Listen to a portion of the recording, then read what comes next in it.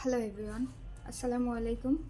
আজকে আমরা পদার্থবিজ্ঞান প্রথম পত্র চ্যাপ্টার 10 আদর্শ গ্যাস, ওই চ্যাপ্টারটার টাইপ ওয়াইজ ম্যাথ সলভ করব। তো এটাকে মিনি শর্ট ক্লাসও বলা যায়। তো আমরা দেখব যে আজকে টাইপ ওয়ানের একটা ম্যাথ দিয়ে দেখব যে ওই ম্যাথ থেকে আমাদের 2টা থেকে 3টা যে প্রশ্ন আসতে পারে বা যে ধরনের প্রশ্ন আসতে পারে। যেমন এই চ্যাপ্টারের একটা খুবই হাইলাইটেড টপিক হচ্ছে শিশিরাঙ্ক এবং আপেক্ষিক আর্দ্রতা। তো এই রিলেটেড একটা টাইপের ম্যাথ আমরা আজকে দেখে ফেলব। তো আমরা শুরুতেই দেখতে পাচ্ছি যে এখানে যে উদ্দীপকটা আমাদেরকে দেওয়া আছে সেটা হচ্ছে এই স্থানে আর্দ্রতা মাপক যন্ত্র বলতে যে একটা স্থান কতটুকু শুষ্ক আছে, বায়ুটা কতটুকু শুষ্ক আছে অথবা বায়ুটা কতটুকু ভেজা, এটাই মেনলি আমরা আর্দ্রতা বোঝাই। তো আর্দ্রতা মাপক যন্ত্রের আমরা জানি যে বিভিন্ন বাল্ব বা থার্মোমিটার যাকে বলি আমরা, তো যন্ত্রের যে শুষ্ক বাল্বের তাপমাত্রাটা আর সিক্ত বাল্বের তাপমাত্রা যথাক্রমে হচ্ছে 28.6 ডিগ্রি সেলসিয়াস ও 20 ডিগ্রি সেলসিয়াস। এবং আমাদের আরও ইনফরমেশন দেওয়া আছে যে 28 অর্থাৎ এই শুষ্ক বাল্ব 0.6 ডিগ্রি সেলসিয়াস ও 32.5 ডিগ্রি সেলসিয়াসে গ্লেইসারের উৎপাদক যথাক্রমে 1.664। গ্লেইসারের উৎপাদককে জি দ্বারা প্রকাশ করি আমরা জানি, এটা আমাদের ফর্মুলার ক্ষেত্রে ব্যবহৃত হয়। আচ্ছা, এবং 1.625। আরও আমাদের যেটা দেওয়া আছে যে 14 degree Celsius, 16 degree Celsius, 28 degree Celsius, 30 degree Celsius তাপমাত্রায় সম্পৃক্ত জলীয় বাষ্প চাপ যথাক্রমে 11.99, 13.63, 28.35 এবং 31.83 মিলিমিটার এইচজি অর্থাৎ মিলিমিটার পারচ্ছাপে আমাদের এই যে তাপমাত্রাগুলো এখানে দেখতে পাচ্ছি, এই তাপমাত্রার সম্পৃক্ত জলীয় বাষ্প চাপটা দেওয়া আছে। বুঝতে পারলাম? ওকে। তো এখন আমরা 3টা থেকে 4টা ম্যাথ করব। তো এগুলোর প্রশ্ন সহ সলভ আমরা দেখে আসি। এখানে আমাদের প্রথম প্রশ্নটা দেখতে পাচ্ছি, আমি অলরেডি সলভ করে রেখেছি যেন তোমাদেরও টাইম ওয়েস্ট না হয়, আমারও সময় কম লাগে এই জন্য। আচ্ছা, তো প্রথম প্রশ্নটা ছিল ওই যে উদ্দীপকটা দেখলাম, ওই উদ্দীপকের সাপেক্ষে যে ওই স্থানে ওই দিনে শিশিরাঙ্ক কত। ওই স্থান বলতে এই স্থানে।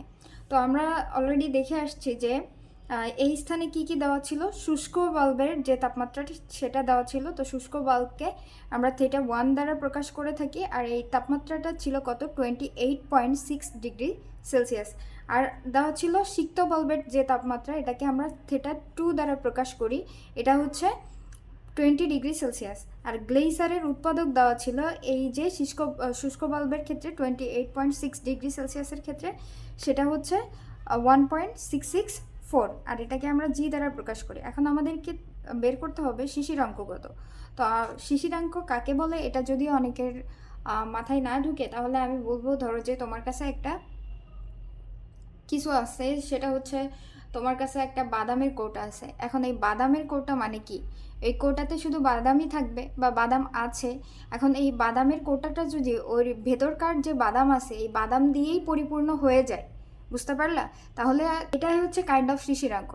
মানে এখন এটাকে আমরা বায়ু আর তাপমাত্রার সাথে তুলনা করতে পারি যে যদি কোনো তাপমাত্রা নির্দিষ্ট আয়তনের বায়ু ওর মধ্যে যে জলীয় বাষ্প আছে ওই জলীয় বাষ্প দ্বারা সম্পৃক্ত হয়ে যায়। সম্পৃক্ত হওয়া বলতে কি বোঝায়, ওই পাত্রে যতটুকু জলীয় বাষ্প বা বায়ু দরকার ততটুকুই যদি থাকে, তার মানে হ্যাঁ ওটা সম্পৃক্ত। বুঝতে পারছি?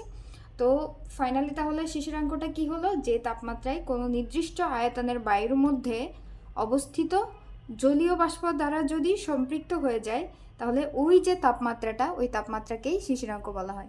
বুঝতে পারছি? তার মানে এটা কিন্তু একটা গুরুত্বপূর্ণ এমসিকিউ যে শিশিরাঙ্কটা অ্যাকচুয়ালি কী। তো শিশিরাঙ্কটা হচ্ছে একটা তাপমাত্রা। এখন আমরা দেখি যে শিশিরাঙ্ক বের করার যে ম্যাথটা এটা।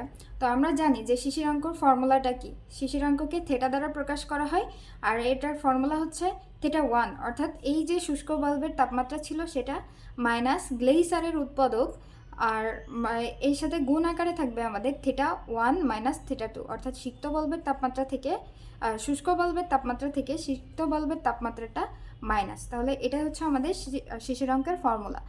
কোনটা? থিটা ইকুয়াল থিটা 1 মাইনাস জি ইন্টু থিটা 1 মাইনাস থিটা 2। বুঝতে পারছি? তাহলে এখানে আমরা থিটা 1-এর মানটা বসাই দিলাম 28.6 ডিগ্রি, আর মাইনাস দিলাম গ্লেইসারের ধ্রুবক এই তাপমাত্রায় কত ছিল, অর্থাৎ শুষ্ক বাল্বের তাপমাত্রায়, সেটা হচ্ছে 1.664, আর এটার সাথে গুণ আকারে থাকবে থিটা 1 মাইনাস থিটা 2। থিটা 1 ছিল 28.6 আর থিটা 2 ছিল 20। তো এটা ক্যালকুলেশন করে আমাদের আসছে 14.29 ডিগ্রি সেলসিয়াস, অর্থাৎ এই স্থানে ওই দিনের শিশিরাঙ্কই হচ্ছে এটা 14.29 ডিগ্রি সেলসিয়াস। তো শিশিরাঙ্ক বের করা কিন্তু বোর্ড প্রশ্ন বলো বা হচ্ছে কলেজের প্রশ্ন বলো খুবই গুরুত্বপূর্ণ একটা টপিক, এবং ম্যাক্সিমাম ক্ষেত্রে এই চ্যাপ্টার থেকে যদি প্রশ্ন আসে এটা আসার সম্ভাবনা 90% থাকে, শিশিরাঙ্ক আর আপেক্ষিক আর্দ্রতা। বুঝতে পারছি? ওকে, এখন আমরা চলে যাচ্ছি 2 নম্বর প্রশ্নে। ওকে, তো 2 নম্বর প্রশ্নে আমাদের বলছে এই স্থানে আপেক্ষিক আর্দ্রতা নির্ণয় করো। এখন এই স্থানে আপেক্ষিক আর্দ্রতা নির্ণয় করতে যাওয়ার আগে আমরা আগে দেখি আপেক্ষিক আর্দ্রতা হচ্ছে কি বলতে কি বোঝায় বা এটার ফর্মুলা কি। তো আমরা সাধারণত শিশিরাঙ্ক বা জলীয় বাষ্পের চাপ দ্বারাই হচ্ছে যদি আর্দ্রতা বের করতে চাই, তাহলে সেটা হচ্ছে আর্দ্রতাকে আর দ্বারা প্রকাশ করা হয় ইকুয়াল, এটা হবে কি স্মল এফ। এখন এই স্মল এফটা কি, আমরা যে শিশিরাঙ্ক বের করলাম বা একটা স্থানে যে শিশিরাঙ্ক থাকে ওই তাপমাত্রায় সম্পৃক্ত জলীয় বাষ্পের যে চাপটা পাওয়া যায় ওটাই হচ্ছে স্মল এফ, আর বাই ক্যাপিটাল এফ। ক্যাপিটালটা এফটা কি ওই স্থানের যে তাপমাত্রাটা আগে থেকেই থাকে, অর্থাৎ শুষ্ক বাল্বের যে তাপমাত্রাটা আমরা দেখে আসছি ওই তাপমাত্রায় জলীয় বাষ্পের যে চাপটা থাকে সেটা হচ্ছে ক্যাপিটাল এফ। আর আমরা আর্দ্রতা আপেক্ষিক আর্দ্রতাকে পার্সেন্টেজ অনুযায়ী বের করি, হিসাব করে থাকি, এই জন্য 100% দিয়ে গুণ করে দিলাম। তাহলে এটাই হচ্ছে আমাদের আপেক্ষিক আর্দ্রতার ফর্মুলা, আর equal small F by capital F into 100%। Okay, এখন আমরা এই স্থানের আপেক্ষিক আর্দ্রতা নির্ণয় করি। তাহলে আপেক্ষিক আর্দ্রতা নির্ণয় করতে গেলে আমাদের কি লাগবে? স্মল এফ অর্থাৎ শিশিরাঙ্কে সম্পৃক্ত জলীয় বাষ্পের চাপ, আর একটা হচ্ছে ক্যাপিটাল এফ, সেটা হচ্ছে ওই স্থানে শুষ্ক বাল্বের যে তাপমাত্রাটা ছিল ওই তাপমাত্রার যে জলীয় বাষ্প চাপ আছে সেটা। তো আমরা আগে ক্যাপিটাল এফটা বের করে আসি। তো দেখো এখানে কিন্তু আমাদের ক্যাপিটাল এফ বা হচ্ছে এই তাপমাত্রাটা কত আছে, 28.6 ডিগ্রি সেলসিয়াস আছে, কিন্তু আমাদের উদ্দীপক যদি আমরা খেয়াল করি, দেখো আমাদের উদ্দীপকের কোথাও কিন্তু ওই যে ডিরেক্ট 28.6 ডিগ্রি সেলসিয়াস এটার চাপ দেওয়া নাই, আছে কিসের দেওয়া আছে? দেখো এখানে যদি আমরা একটু খুঁজি তাহলে দেখবা যে তোমার 28 ডিগ্রি সেলসিয়াসের চাপ দেওয়া আছে, 16 ডিগ্রি সেলসিয়াস, 14 আর 30, এই 4টা ডিগ্রি সেলসিয়াসের বা তাপমাত্রার প্রেশারটা এখানে আমরা দেখতে পাচ্ছি, কিন্তু আমাদের লাগবে কত? 28.6 ডিগ্রি সেলসিয়াস। তাহলে এটা কিভাবে আমরা বের করব? দেখো এখানে আমাদের কাছাকাছি যে দুইটা মান আছে সেটা থেকেই কিন্তু আমরা ঐকিক নিয়মে, ছোটোবেলায় পাটিগণিত করতাম না ঐকিক নিয়ম, তো ওই ঐকিক নিয়মের সাহায্যেই কিন্তু আমরা বের করতে পারি। তো ঐকিক নিয়মের সাহায্যে এখানে আমরা কি করব, যে তাপমাত্রাটা আমাদের আছে এটার কাছাকাছি যে দুইটা তাপমাত্রা আছে ওই দুইটা তাপমাত্রার পার্থক্য থেকে কিন্তু আমরা ঐকিক নিয়মে বের করব। তাহলে এই ম্যাথটা আমরা করে ফেলি। এখন দেখো তাহলে এই স্থানে কাছাকাছি কত ছিল, মানে আমাদের লাগবে কত? 28.6 ডিগ্রি সেলসিয়াসের ক্ষেত্রে জলীয় বাষ্পচাপ বের করতে। তাহলে এটা তো নাই, কিন্তু আমাদের আছে 28 ডিগ্রি সেলসিয়াসেরটা আর 30 ডিগ্রি সেলসিয়াসেরটা। তাহলে দেখো এখানে এই স্থানে 30 ডিগ্রি থেকে যদি আমরা এটা 8 হবে 28 ডিগ্রি সেলসিয়াস বাদ দিই, তাহলে আমরা 2 ডিগ্রি সেলসিয়াসের জলীয় বাষ্পের চাপের পার্থক্যটা কিন্তু পেয়ে যাচ্ছি। আর এই দুইটা চাপের চাপ কিন্তু দেওয়া ছিল, তো আমরা জাস্ট নর্মাল বিয়োগ করে চাপের পার্থক্যটা বের করে ফেলবো। বুঝতে পারছি? তাহলে ঐকিক নিয়মে করতে গেলে আমাদের কি করতে হবে? অতএব 1 ডিগ্রি সেলসিয়াসে আমরা জলীয় বাষ্পের চাপের পার্থক্যটাও পেয়ে যাব, বা জলীয় বাষ্প যে চাপটা থাকবে পার্থক্য ওটা বের করে ফেলবো। কিভাবে? দেখো এটা বেশি ছিল এটা কম, তাহলে আমাদের হচ্ছে ভাগ দিতে হবে, আমরা জানি এটা অলরেডি, যে 3.84/2 ইন্টু 1। তো 1 দেওয়া লাগবে না, এই মানটা আমরা ক্যালকুলেশন করে পাবো। এখন আমাদের লাগবে কত? আমরা এটা 1 ডিগ্রি সেলসিয়াসের পাইছি, আর আমাদের দেওয়া আছে হচ্ছে 28 ডিগ্রি সেলসিয়াসেরটা, আর আমাদের টোটাল বের করতে হবে 28.6। তাহলে আমাদের 28-এরটার সাথে যদি আমরা 0.6 যোগ করি তাহলেই তো আমরা এটা পাচ্ছি, রাইট? তাহলে এখন আমাদের টার্গেটটা হচ্ছে মেইনলি এই 0.6 ডিগ্রি সেলসিয়াসের ক্ষেত্রে জলীয় বাষ্প চাপটা কত হয় এটা বের করা।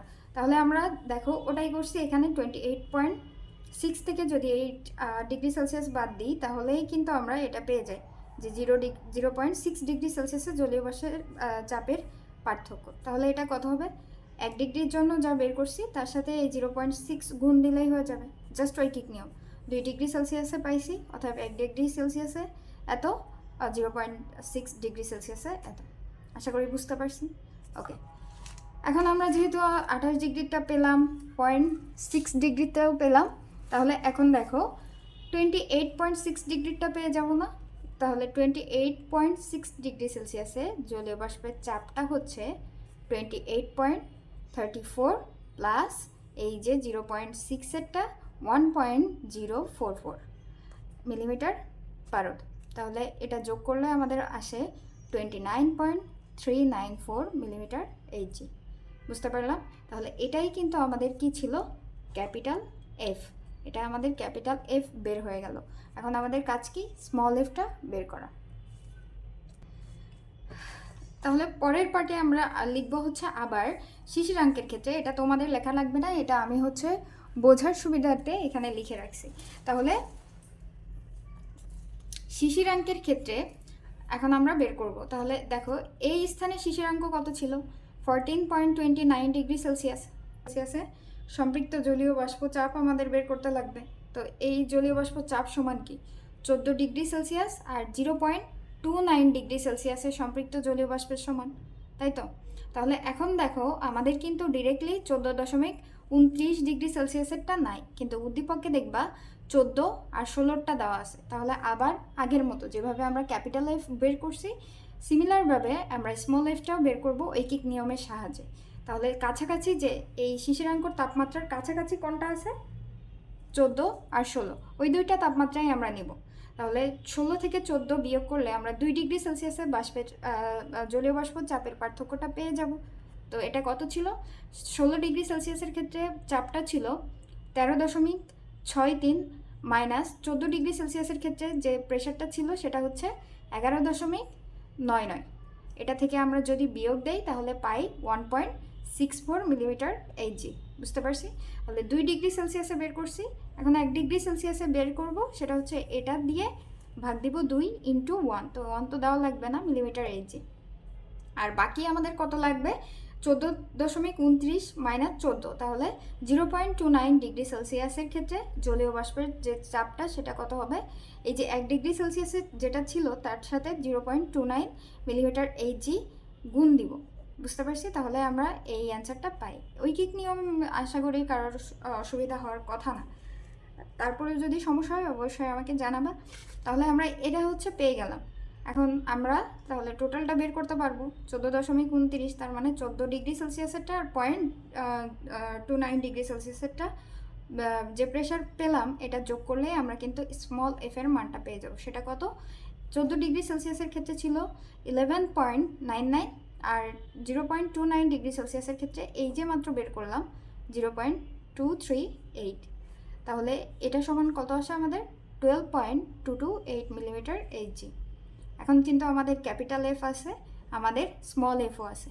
তাহলে আমরা এখন সরাসরি আপেক্ষিক আর্দ্রতাটা বের করতে পারবো।